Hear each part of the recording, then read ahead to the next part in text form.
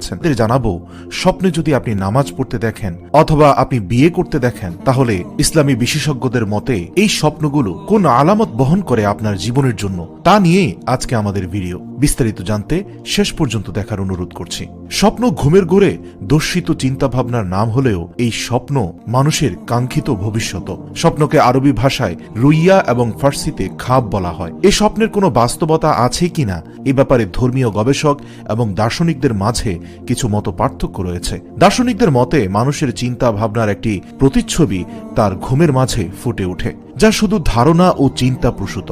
বাস্তবতার সঙ্গে এর কোনো মিল নেই। তবে ইসলামী জ্ঞান সম্পন্ন বিদগ্ধ আলেমরা এ ব্যাপারে দ্বিমত পোষণ করেন। তাদের বক্তব্য হল, সব স্বপ্নই মানুষের ধারণা প্রসূত নয়, বরং অনেক স্বপ্ন রয়েছে যা অর্থবোধক। হযরত আবু হুরায়রা রাদিয়াল্লাহু তাআলা আনহু থেকে বর্ণিত, রাসূলুল্লাহ সাল্লাল্লাহু আলাইহি ওয়াসাল্লাম ইরশাদ করেছেন, স্বপ্ন তিন প্রকার।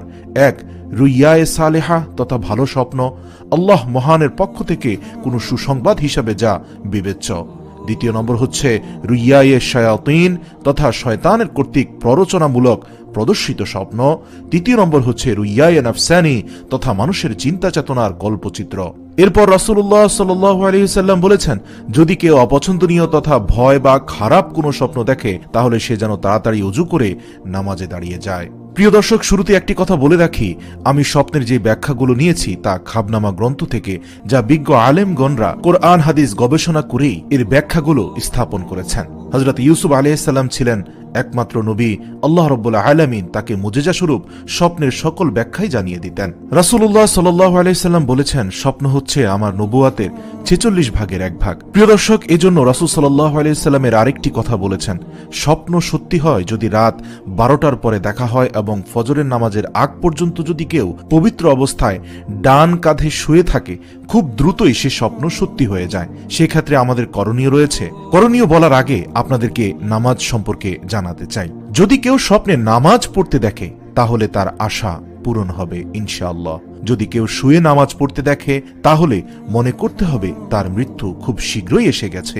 এক্ষেত্রে আল্লাহই ভালো জানেন। যদি কেউ নামাজ বসে পড়তে দেখে, তাহলে সে দ্রুতই রোগাক্রান্ত হবে।